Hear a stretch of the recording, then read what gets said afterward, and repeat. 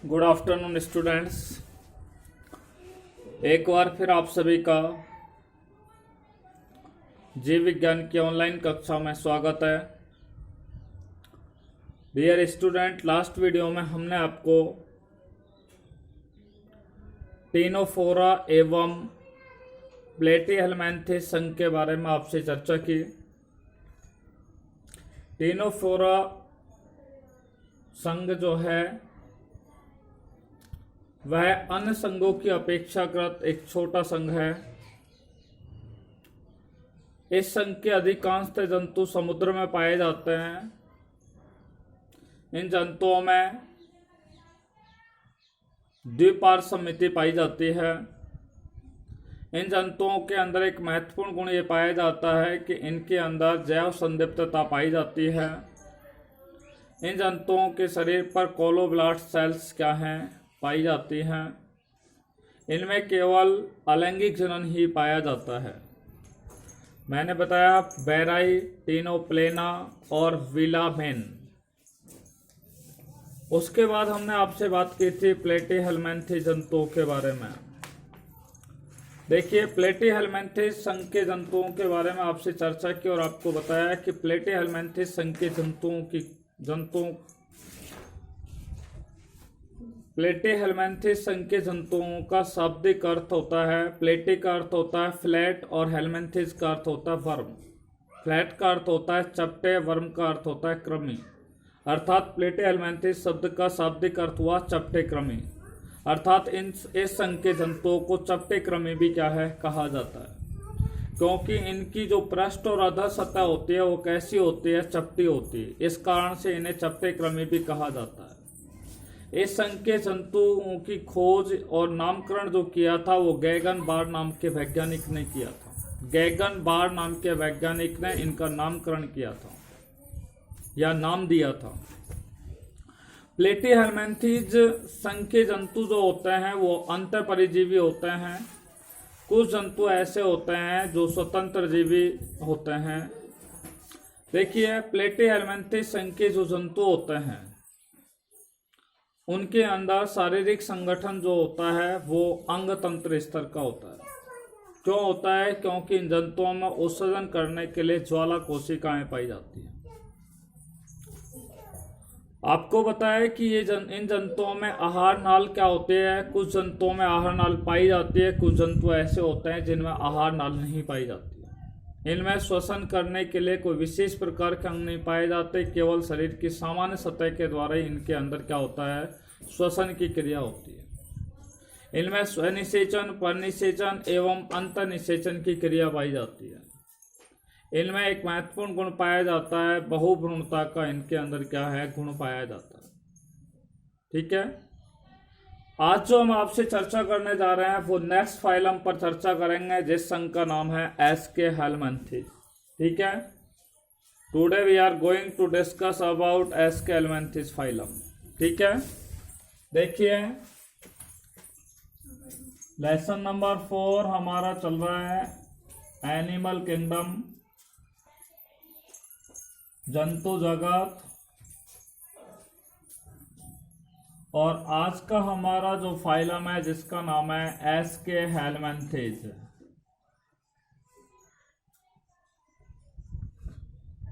एस्केहेलमिन्थेस, देखिए एस्केहेलमिन्थेस का अगर शाब्दिक अर्थ के बारे में बात करें तो एस्केहेलमिन्थेस दो शब्दों से मिलकर के बना है, एस्कोस प्लस हेलमिन्थेस। एस्कोस प्लस हेलमिन्थेस। एस्कोस का अर्थ होता है कैविटी और हेलमिन्थेस का अर्थ होता है वर्म। कैविटी का अर्थ होता है गुहा, वर्म का अर्थ होता है कृमि।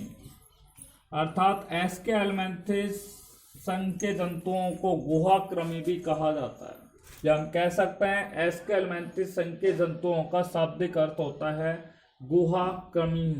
ठीक है, एस्केहेलमिन्थेस जो नाम दिया गया वो गोपन नाम के वैज्ञानिक के द्वारा दिया गया था। गोपन नाम का एक वैज्ञानिक था जिसने ग्रोपन, ठीक है, ग्रोपन नामक वैज्ञानिक ने एस्केहेलमिन्थेस संघ का क्या है नाम दिया। देखिए एस के एलिमेंट्री संघ की जंतुओं की जो संरचना होती है वो धागे के समान होती है। कैसी होती है? धागे के समान होती है। और धागे के समान होने के कारण इस संघ के जंतुओं को सूत्रक्रमी भी कहा जाता है। एस के एलिमेंट्री संघ के जंतुओं को क्या कहा जाता है? सूत्रक्रमी भी कहा जाता है, क्योंकि इनकी संरचना धागे के समान होती है। आपको एक महत्वपूर्ण लक्षण इसका बता रहे हैं हम कि एस के एलिमेंट्री संघ के जंतुओं का एक महत्वपूर्ण लक्षण होता है कि इनमें लैंगिक द्विरूपता पाई जाती है। क्या पाई जाती है? लैंगिक द्विरूपता एस के एलिमेंट्री संघ के जंतुओं में पाई जाती है। लैंगिक द्विरूपता इस संघ के जंतुओं में क्या है? पाई जाती है। Sexual dimorphism. Sexual dimorphism is also found in S के एलिमेंट्रीज फाइलम। ठीक है, एस के एलिमेंट्री संघ के जंतुओं में क्या पाई जाती है? लैंगिक द्विरूपता पाई जाती है। देखिए अब इनके आवास के बारे में बात कर रहे हैं कि एस के एलिमेंट्री संघ के जंतु कहाँ पर पाए जाते हैं। अधिकांशतः जो जंतु होते हैं वो जल के अंदर पाए जाते हैं। अधिकांशतः जंतु कैसे होते हैं? जल में पाए जाते हैं, अर्थात एक्वेटिक होते हैं। ठीक है, अधिकांशतः जंतु कैसे होते हैं? ये एक्वेटिक होते हैं, जल के अंदर पाए जाते हैं। कुछ जंतु ऐसे होते हैं जो टेरेस्ट्रियल में पाए जाते हैं, अर्थात स्थल में भी पाए जाते हैं। तो कुछ जंतु कैसे होते हैं? स्थलीय होते हैं, टेरेस्ट्रियल होते हैं। टेरेस्ट्रियल यानी कि स्थलीय होते हैं। कुछ जंतु ऐसे होते हैं जो स्वतंत्र रूप से एक स्थान से दूसरे स्थान पर विचरण करते हैं, अर्थात स्वतंत्र जीवी होते हैं, फ्री लिविंग होते हैं। कैसे होते हैं? फ्री लिविंग होते हैं। और कुछ जंतु ऐसे होते हैं एस के एलिमेंट्री संघ के जो कैसे होते हैं? परजीवी के रूप में रहते हैं, पैरासाइटिक होते हैं। कैसे होते हैं? पैरासाइटिक होते हैं। अर्थात एस के एलिमेंट्री संघ के जो जंतु होते हैं जलीय भी हो सकते हैं, स्थलीय भी हो सकते हैं, स्वतंत्र जीवी भी हो सकते हैं, और कैसे हो सकते हैं? परिजीवी हो सकते हैं। इसके बाद हम बात करते हैं इस संघ के जंतुओं का आकार कैसा होता है। देखिए इस संघ के जंतुओं का जो आकार है आपको हम यहाँ पे दिखा रहे हैं। इस संघ के जंतुओं की जो संरचना होती है वो इस प्रकार की होती है। ठीक है, ये इनका मुख होता है। ठीक है, और ये इनके अंदर क्या होती है? गुदा होती है। ये हमने एग्जाम्पल आपको दिया है एस्केरिस का। किसका है ये? एस्केरिस का होता है। एस्केरिस का जो शरीर होता है वो पतला लंबा धागे के समान संरचना के रूप में होता है, और ये क्या है? गोलाकार संरचना के रूप में पाया जाता है, इसलिए इसे गोलक्रमी भी कहा जाता है। ठीक है, इसलिए आपको बता दूं कि एस के एलिमेंट्री संघ के जंतुओं की संरचना कैसी होती है? गोल होती है, या फिर कैसी होती है? बेलनाकार होती है, बेलन के आकार की होती है। तो इनके शरीर की संरचना कैसी होती है? गोल, और कैसी पाई जाती है? बेलनाकार होती है। ठीक है, गोल और कैसा होता है इनका शरीर? बेलन के आकार का होता है। दूसरा है, मैंने आपको बताया जैसे गोलक्रमी, जैसे मैंने आपको बताया एस्केरिस को क्या कहा जाता है? गोलक्रमी भी कहा जाता है। इस संघ के जंतुओं के शरीर पर क्या पाई जाती है? मोटी क्यूटिकल का क्या पाया जाता है? आवरण पाया जाता है। क्या पाया जाता है? क्यूटिकल का आवरण इस संघ के जंतुओं के ऊपर क्या है? पाया जाता है। ठीक है, तो यहाँ पर क्यूटिकल का आवरण पाया जाता है। प्लेटी एलिमेंट्री संघ के जंतुओं में मैंने आपको बताया कि वहां पे भी मोटा क्यूटिकल का क्या पाया जाता है? लेयर उन जंतुओं में क्या है? पाया जाता है। ठीक है,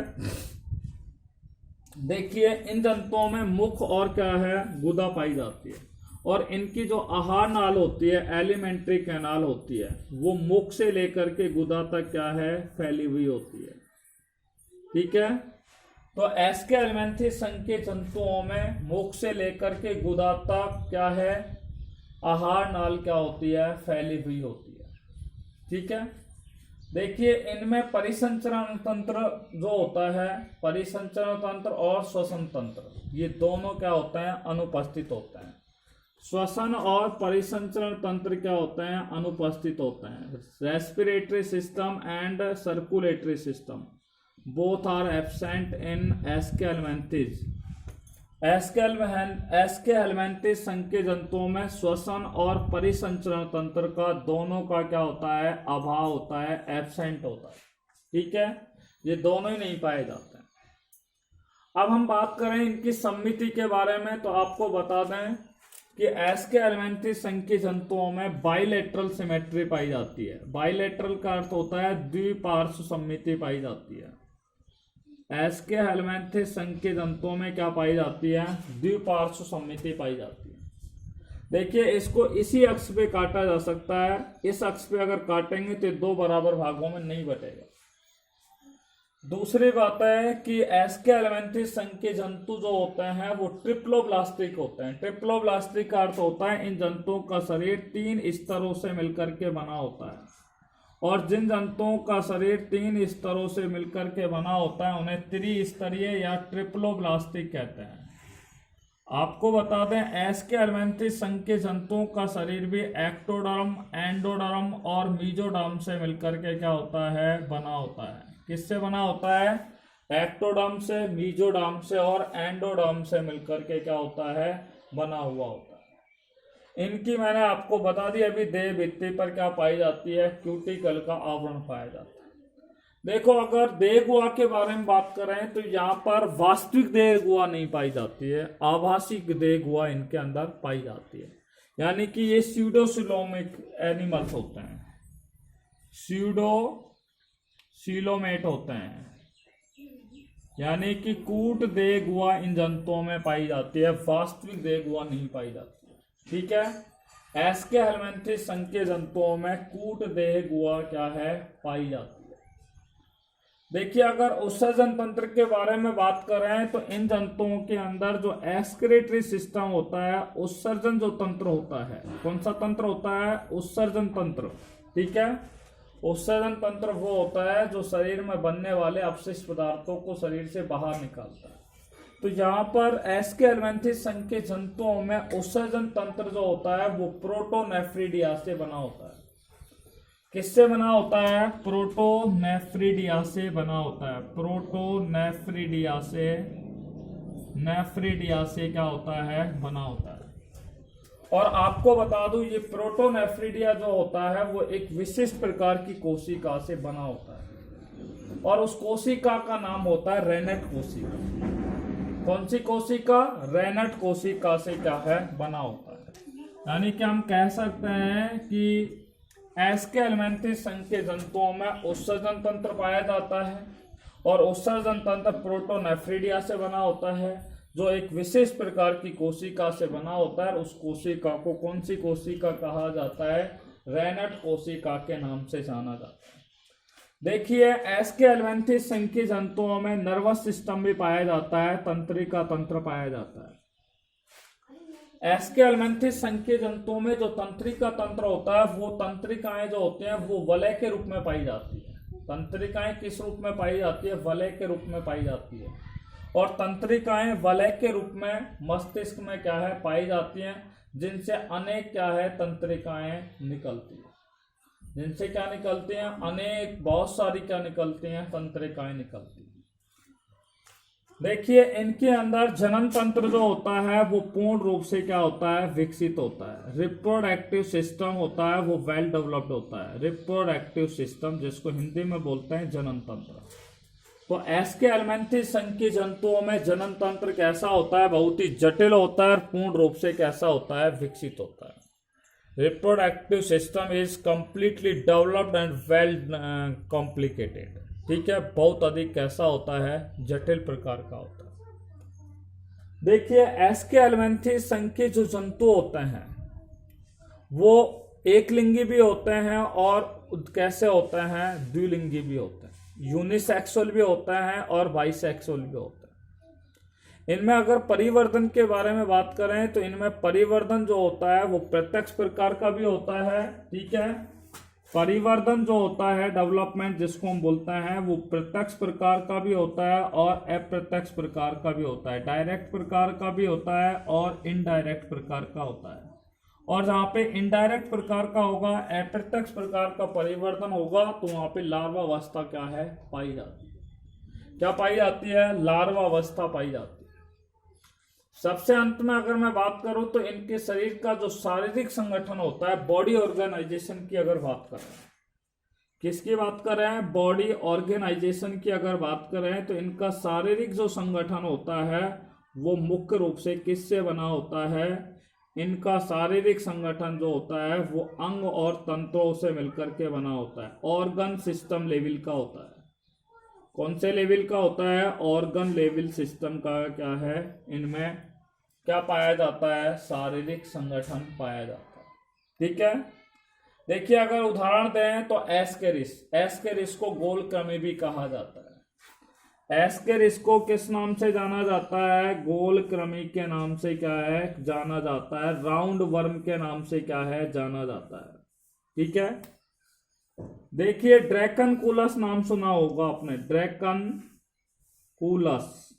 ठीक है, ड्रैकनकुलस क्या है? एक एस्केहेलमिन्थेस जंतु होता है जिसे गिनी क्रम के नाम से क्या है? गिनी क्रमी के नाम से जाना जाता है। गिनी क्रमी के नाम से क्या है? जाना जाता है। किस नाम से जाना जाता है? गिनी क्रमी के नाम से जाना जाता है। लोआ, कौन सा? लोआ, ये लोआ जो है उसे नेत्र क्रमी के नाम से जाना जाता है। कौन सी क्रमी के नाम से? नेत्र क्रमी के नाम से जाना जाता है। आपसे पूछा जाए कि नेत्र क्रमी के नाम से किस जंतु को जाना जाता है? लोआ। गोल क्रमी के नाम से किसे जाना जाता है? एस्केरिस को जाना जाता है। गिनी क्रमी के नाम से किसे जाना जाता है? ड्रैकनकुलस को जाना जाता है। ठीक है, देखिए चाबुक क्रमी होती है जिसको ट्राइक्यूरिस के नाम से जाना जाता है। किस नाम से जाना जाता है? चाबुक क्रमी को किस नाम से जाना जाता है? एंट्रोक्यूरस के नाम से उसे क्या है?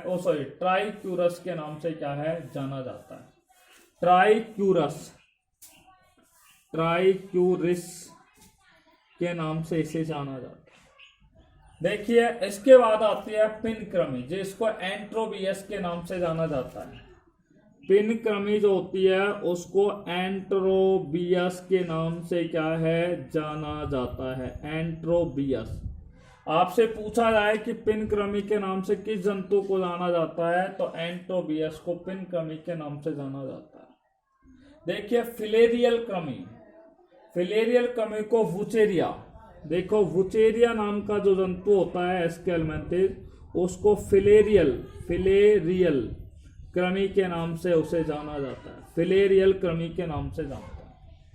तो आपको हम बता दें एस्केरिस को गोलक्रमी कहते हैं, ड्रैकनकुलस को किस नाम से जाना जाता है? गिनी क्रमी के नाम से जाना जाता है। लोआ को नेत्र क्रमी के नाम से जाना जाता है। ट्राइक्यूरस को चाबुक क्रमी कहा जाता है। उचेरिया को फिलेरियल क्रमी कहते हैं क्योंकि ये मानव के अंदर और हाथी के अंदर क्या है? एक रोग उत्पन्न करता है जिसे हाथी पांव रोग के नाम से भी जाना जाता है। एलिफेंटिशियस डिजीज के नाम से जाना जाता है। पिन क्रमी जिसे एंट्रोबियस के नाम से जाना जाता है। ये क्या है? एस्केहेलमिन्थेस संघ के सारे क्या हैं? Example. These are the examples of Aschelminthes phylum. एक बार फिर मैं आपको दोबारा से रिपीट कर रहा हूं एस्केहेलमिन्थेस संघ के बारे में। देखिए एस्केहेलमिन्थेस शब्द का शाब्दिक अर्थ होता है एस्कोस प्लस हेलमिन्थेस। एस्कोस का अर्थ होता है कैविटी, हेलमिन्थेस का अर्थ होता है वर्म, जिनको क्या है? गुहाक्रमी भी कहते हैं। एस्केहेलमिन्थेस को गुहाक्रमी कहा जाता है। एस्केहेलमिन्थेस को नाम जो दिया था, एस्केहेलमिन्थेस नाम ग्रोपन नामक वैज्ञानिक ने दिया था। एस्केहेलमिन्थेस संघ के जंतुओं की संरचना ऐसे एक धागे के आकार की होती है, इसलिए इन्हें सूत्रक्रमी भी कहा जाता है।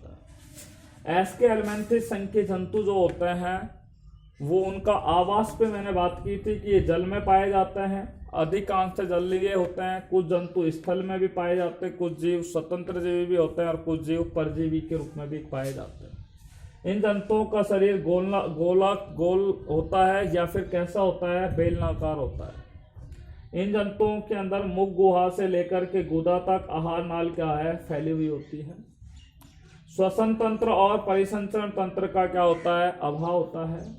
शरीर पर मोटी क्यूटिकल का क्या पाया जाता है? आवरण पाया जाता है। शरीर का जो शारीरिक संगठन होता है वो अंग और तंत्र स्तर का पाया जाता है। ठीक है, इन जंतुओं में मैंने बताया था लैंगिक द्विरूपता का गुण पाया जाता है। सममिति की बात करें तो इन जंतुओं में क्या पाई जाती है, बाइलेटरल सिमेट्री इन जंतुओं में पाई जाती है, यानी कि द्विपार्श्व सममिति पाई जाती है। इन जंतुओं का शरीर 3 जनन स्तरों से मिलकर के बना होता है, जिसे त्रिस्तरीय के नाम से, त्रिजनन स्तर के नाम से जानते हैं, यानी कि एक्टोडर्म, एंडोडर्म और मीजोडर्म से इन जंतुओं का शरीर क्या होता है, बना होता है। इनमें देह गुहा कैसी होती है, कूट देह गुहा इनमें पाई जाती है। इनमें उत्सर्जन तंत्र क्या है, पाया जाता है, ठीक है। और उत्सर्जन तंत्र के लिए ये उत्सर्जन तंत्र जो होता है इनका, वो प्रोटोनेफ्रिडिया से बना होता है, जो एक विशिष्ट प्रकार की क्या होती है, कोशिका होती है, जो जिन्हें रेनट कोशिका के नाम से जाना जाता है। एस्केलेंथेसिस संघ के जंतुओं में तंत्रिका तंत्र क्या है, पूर्ण रूप से विकसित होता है। तंत्रिका तंत्र में क्या पाई जाती है, तंत्रिका वलय पाई जाती है, और तंत्रिका वलय के रूप में क्या है, मस्तिष्क पाया जाता है, जिससे अनेक क्या है, तंत्रिकाएं निकलती है, ठीक है। इनके अंदर जनन तंत्र क्या है, बहुत ही जटिल होता है और पूर्ण रूप से कैसा होता है, विकसित होता है। ये जंतु एक लिंगी भी होते हैं और कैसे होते हैं, द्विलिंगी भी होते हैं। इन जंतुओं का जो परिवर्तन होता है वो प्रत्यक्ष प्रकार का और कैसा होता है, अप्रत्यक्ष प्रकार का होता है। आपको एग्जाम्पल मैंने बताया कि एस्केरिस को राउंड क्रमी के नाम से जानते हैं, गोल क्रमी के नाम से जानते हैं। डेक्कन कुलस को गिनी क्रमी के नाम से जानते हैं। लोआ लोआ को नेत्र क्रमी के नाम से जाना जाता है। ट्राइक्यूरिस को चाबुक क्रमी कहा जाता है। एंट्रोबियस को पिन क्रमी कहा जाता है, और वुचेरिया को फिलेरियल क्रमी भी कहा जाता है, जो मानव और हाथी के अंदर क्या है, एक रोग उत्पन्न करता है, जिसे एलिफेंटिशियस डिजीज के नाम से जाना जाता है, ठीक है। इसी के साथ एस्केलेंथेसिस फाइलम हमारा क्या है, समाप्त हुआ। अब तक हम क्या है, प्रोटोजोआ, पॉरीफेरा, चिलंट्रेटा, टीनोफोरा, प्लेटीहेल्मिन्थेस, एस्केलेंथेसिस, इन 6 फाइलमों पर आपसे चर्चा कर चुके हैं। आगे आने वाले वीडियोस में हम आपको एनिलिडा, आर्थ्रोपोडा, मोलस्का, इकाइनोडर्मेटा और हेमिकोडेटा पर आपसे क्या करेंगे, चर्चा करेंगे, ठीक है। Till then take care bye corona, be safe, be happy, thanks very much.